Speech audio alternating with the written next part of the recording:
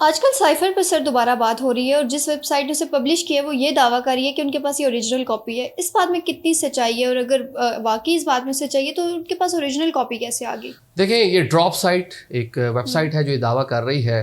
कोई इतनी बड़ी वेबसाइट नहीं है, इसकी अपनी क्रेडिबिलिटी पे बहुत सारे सवालात हैं। ये प्रो पाकिस्तान तहरीक इंसाफ ख़बरें जो है पब्लिश करती रहती है, प्रो इमरान खान साहब। बहुत सारे मीडिया आउटलेट्स हैं, पाकिस्तान में भी हैं, जो किसी न किसी का टिल्ट किसी न किसी सियासी जमात की जानिब देखने को मिलता है। तो ये वेबसाइट जो है, इसको कह रहे हैं कि ये माउथ पीस है पाकिस्तान तहरीक इंसाफ का। अब ये दावा कर रही है, लेकिन इसकी टाइमिंग बहुत इंपॉर्टेंट है। और साथ में इसने जो एक और दावा किया कि ओरिजिनल कॉपी है। अब ओरिजिनल कॉपी जो है, उसका जो दावा है ये बड़ा मानी खेज है, क्योंकि जो ओरिजिनल साइफर था इमरान खान साहब के पास, तो उन्होंने कहा जी वो मुझसे गुम हो गया है। अगर वो गुम हुआ है तो किसके हत्थे लग गया? क्या ये वाकई वेबसाइट के हत्थे लग गया है? तो अगर ये वेबसाइट को मिल गया है और ये असल कॉपी है, ये तो फिर दोबारा से ऑफिशियल सीक्रेट एक्ट जो है खान साहब पे पहले भी ये मुकदमा बना था, तो ये तो सारी की सारी चीज़ें उस तरफ चली जाएंगी। लेकिन इसकी टाइमिंग के हवाले से जो बात हो रही है ना, बड़ा अहम इसका टाइम है कि एकदम से बहुत सारी चीज़ें पाकिस्तान में इस टाइम आपके सामने है, गुम की एक सिचुएशन है। तो उस टाइम में इसका आ जाना और एक ऐसी वेबसाइट पे आ जाना जो पाकिस्तान तहरीक इंसाफ, प्रो पाकिस्तान तहरीक इंसाफ है। अब इसके बारे में डिफरेंट नोयत के दावे किए जा रहे हैं। वेबसाइट ये कह रही है कि ये फौजी हलकों से उसको मिली है, फौजी ज़राए से, ठीक है। और बाकी जो इसमें बात हो रही है वो कहा जा रहा है जो खान साहब वाला गुमा था ना जी, ये मेरे ख्याल से वो उनके हत्थे लग गया। ये बानी पीटीआई ने या पाकिस्तान तहरीक इंसाफ के किसी लीडर ने, जिसके पास ये होगा, उसने इस वेबसाइट तक पहुंचाया है, ठीक है। तो लेकिन चलें, ये तो एक साइफर किस्सा माजी हो गया और इस पर जनाब खान साहब खुद भी डिफरेंट टाइम पीरियड में डिफरेंट बात करते रहे हैं। बल्कि पाकिस्तान तहरीक इंसाफ की अपनी लीडरशिप, शुरू में खान साहब ने कहा ये जनाब अमेरिका ने सब कुछ किया। फिर जनाब बाद में उनका एक स्टेटमेंट आया कि तो जनरल बाजवा की क्रिएशन थी, उसने किया।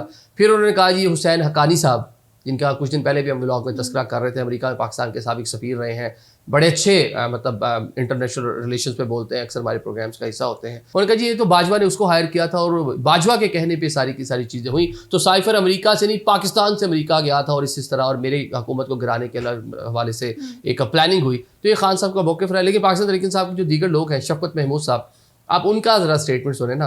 मंसूर अली खान साहब को उनकी पॉडकास्ट में उन्होंने कहा कि ये तो सिर्फ पाकिस्तान में बयानियाँ बनाने के, सियासतदान अक्सर इस तरह की चीज़ें करते रहते हैं।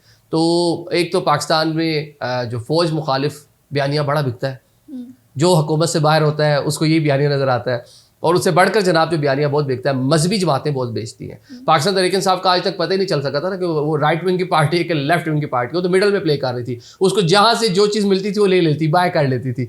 तो उन्होंने ये, मुझे लगता है कि मजहबी जमातों से बाय किया था ये मामला, कि एंटी अमेरिकन सेंटीमेंट्स पाकिस्तान में बहुत सारे पाए जाते हैं। और जो स्ट्रॉन्ग होल्ड था पाकिस्तान तहरीक इंसाफ का खैबर पख्तूनख्वा, बाद में चले पंजाब भी, बाकी मुल्क में भी उसकी पॉपुलरिटी तो अभी भी है, बिलाशुबा, इसमें कोई दूसरी राय नहीं है। लेकिन उसको प्रोवोक करने के लिए उन्होंने जनाब अमेरिकन सेंटीमेंट के हवाले से उन्होंने प्ले किया और कहा ये तो अमरीकियों ने मेरी हुकूमत गिराई, डोनाल्ड लू जो है वो ये कर गए, फलां कर गए, बाइडन ये चाह रहे थे, फलां फलां। टाइज तो अच्छे नहीं रहे। खान साहब फ़ोन कॉल का वेट करते रहे। इवन एक इंटरव्यू उनका एक गैर मुल्की नशरियाती इदारे को भी है, जब उन्होंने कहा जी कि अमेरिका फॉल ऑफ जो काबुल है उसके बाद निकल रहा था, कि आपसे बाइडन का रब्ता नहीं हुआ। उनका नहीं, जब होगा दिल करेगा कर लेंगे, बाकी हुकूमत का जो है रब्ता है। तो अमेरिका के साथ उनके मरासिम जो हैं वो अच्छे नहीं थे। लेकिन अब ये जो लोग पाकिस्तान तहरीक इंसाफ के फॉलोअर्स हैं जो अमेरिका में बैठे हुए हैं, ये अब उनको सोचना चाहिए ना कि अब तो साइफर की असल कॉपी भी मिल गई और ये जनाब कॉपी जो है ड्रॉप साइट वेबसाइट ने उसको पब्लिश भी कर दिया। अब वो लोग फिर अमेरिका में ना बैठें। शहबाज गिल साहब, खसूसन गिल साहब हमारे साथ बड़ा एक अच्छा उनका ताल्लुक रहा। वो प्राइम मिनिस्टर पाकिस्तान खान साहब के मतलब मामले खसूसी थे अतलात और नशरियात के हवाले से, तो उनसे दिन भर रब्ता रहता था। तो जब ये साइफर आया प्राइम मिनिस्टर हाउस के बाहर, वो एक प्रेसर कर रहे थे, बल्कि उसकी क्लिपिंग आपको टीवी चैनल्स पे मिल भी जाएगी, शायद मेरे भी फेसबुक पे वो अपलोड होगा अभी भी। तो मैंने कहा गिल साहब, उम्मत मुस्लिमा के सबसे बड़े लीडर इमरान खान साहब, उनके खिलाफ साजिश की है अमेरिका ने। आपके पास उस मुल्क की रेजिडेंसी है, ग्रीन कार्ड है, और आपकी बेगम अभी तक वहीं मुकीम है। मैंने कहा कि क्या आप ये ऐलान करते हैं कि आप कभी दोबारा अमेरिका नहीं जाएंगे और अपना ग्रीन कार्ड भी उसको भी सरेंडर कर देंगे? तो गिल साहब ने कहा देखिए मैं ये फला फला गाय बाय गाय, प्रेशर खत्म हुई। तो मैंने कहा बड़ा एक हमारा अच्छा उनसे ताल्लुक रहा है, ही इज़ नाइस गाय, बड़ा एक उनका जो सोशल मीडिया पे एक और रूप है, मीडिया पे आते थे एक और बात करते, लेकिन जब उनसे बैठ के गपशप लगती थी तो बड़ी अच्छी अच्छी बातें, बड़ी मज़े की बातें करते थे, बड़े इंटेलेक्चुअल, बहुत डीप इन्फॉर्मेशन उनको बहुत सारी चीज़ों के हवाले से। तो प्रेशर ख़त्म हुई तो गिल साहब ने मुझे कहा यार क्या कर रहे हो यार, बस कर दो। तो मुझे वो याद आ रहा है कि फिर गिल साहब को बाकी जो लोग बैठे हैं उनको वापस आ जाना चाहिए पाकिस्तान। और बाकी हुकूमतों का यही रवैया होता है, जब पावर्स में होते हैं आप तो आपका एक और बात होगी, जब अपोजिशन में जाएंगे तो आपकी एक और बात होगी। तो ये मेरे ख्याल से पाकिस्तान तहरीक-ए-इंसाफ ने उस टाइम पीरियड में इस पूरे मामले से प्ले किया। ये जिधर हम बैठे हैं हमारे दफ्तर के बिल्कुल सामने परेड ग्राउंड है ना, ये एक्सप्रेस वे क्रॉस करके इसी परेड ग्राउंड के अंदर इमरान खान साहब ने ये साइफर लहराया था और उस जलसे को विटनेस कर रहे थे हम, जो मीडिया डाइस था, मीडिया स्टेज था, हम उसके ऊपर मौजूद थे और देख रहे थे। खान साहब ने कहा मैं आज एक ऐसी चीज़ है मेरे पास, सारे परेशान, क्या खान साहब के पास आज ऐसा आ गया है, क्या लहराएंगे या क्या दिखाएंगे। तो फिर एक उन्होंने कागज़ निकाला, उनका ये जो है ना ये कागज़, ये साइफर है, ये अमेरिका ने फला फला फला। उस टाइम भी यकीन नहीं आ रहा था बहुत सारे लोगों को, क्योंकि जो आपकी डिप्लोमेटिक नॉर्म्स हैं ये उसके भी खिलाफ था कि इस जो डिप्लोमेटिक आपकी कम्युनिकेशन होती है वो होती रहती है और आप उस साइफर के पेज को लहरा रहे हैं, उसकी कोडिंग होती है प्रॉपर, उसकी केबल से उसको डी कोड करना पड़ता है। इस तरह जिस तरह आपने अपने ये क्वेश्चंस बना रखे हैं, ऐसा नहीं होता साइफर, ठीक है। उसको एक अलग से उसकी मतलब लैंग्वेज होती है जिसको डी कोड, वो सफारती लोग इसको डी कोड कर सकते हैं। तो उस टाइम इस पर बहुत सारी बातें हुई थी, बहुत सारे सवाल उठे थे, लेकिन दोबारा से चले आजकल इस पर दोबारा बहस हो रही है और पाकिस्तान तहरीक-ए-इंसाफ को दोबारा चंद दिन के लिए इस पर प्ले करने का मौका मिला है। अच्छा, मुझे ये बताएं कि अगर साइफर की वजह से खान साहब की हुकूमत नहीं गई तो फिर क्या वजह थी उनकी हुकूमत की गिरने की? क्योंकि फ़ौज के साथ तो उनके अच्छे ताल्लुकात थे। नहीं, उनके फ़ौज के साथ बहुत अच्छे ताल्लुकात थे, उस टाइम भी थे हो चुका था। अगर वो उस टाइम भी होते तो शायद उनकी हुकूमत नहीं जाती, क्योंकि खान साहब के दौरे हुकूमत में ना पहली बार पावर में आए थे, वो भी उनके जो करीबी लोग भी थे।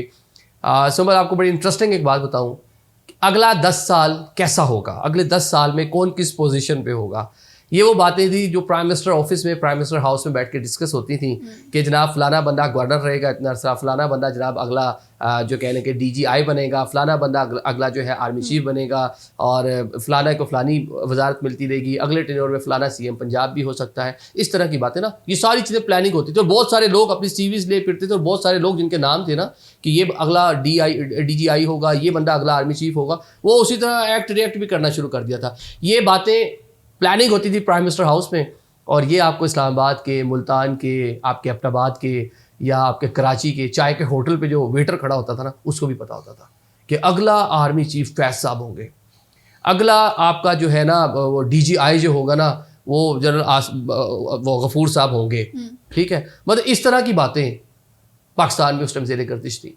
तो एक ये प्लानिंग कर रहे थे अपनी बैठ के। मुझे गवर्नर सरवर साहब ने एक बार कहा, उन्होंने कहा जी मैं तो 2000 जब मैं रिज़ाइन कर रहा था तो मुझे किसी ने आके कहा, जिनके साथ बड़े अच्छे मरासिम थे उस टाइम खान साहब के, उन्होंने कहा यार तुम तो 2035 तक गवर्नर हो, इतनी जल्दी क्यों रिजाइन कर रहे हो? नहीं नहीं नहीं, खान से बना के रखो। नहीं नहीं, ऐसे नहीं कर। जिस तरह मौजूदा हुकूमत भी बैठी है, इन्होंने प्लान कर रखा है ना कि अगली बारी एक और बारी मिल जाएगी या फलानी तक गवर्नमेंट चलती रहेगी। डिफरेंट फार्मूलाज आपके सामने अक्सर उस पर बात हो रही होती है। तो उस टाइम 2035 का फार्मूला था, एक फार्मूला ये बना रहे थे, एक फार्मूला और एक प्लानिंग जो है कोई और भी कर रहा होगा। शायद इन्होंने किसी को नॉमिनेट किया था कि ये अगला आर्मी चीफ होगा और जो उस टाइम बैठे हुए थे बाजवा साहब, वो चाहते कि मैं थोड़ा सा मजीद खेल लूँ, थोड़ा सा मजीद अपना जो है इस पोर्टफोलियो को एंजॉय कर लूँ, तो वो उसके चक्कर में लगे हुए थे। तो शायद ये वो रीजंस थी कि इनके बीच में एक रिफ्ट आई और वो रिफ्ट ऐसी आई कि बस फिर खान साहब को घर जाना पड़ गया। अदरवाइज ये अमेरिकन शमेरिकन की कोई इस तरह की कहानी नहीं है। एस्टैब्लिशमेंट के साथ ताल्लुकात उस तरह के नहीं थे, उसमें बहुत से इंटरनेशनल चीज़ें भी इस तरह की थी जिसमें खान साहब का जो स्टांस था थोड़ा अलग था। और ऑल दो उसमें लोग बहुत सी बात करते हैं कि उनका रशिया जाना एक रीज़न ठहरा,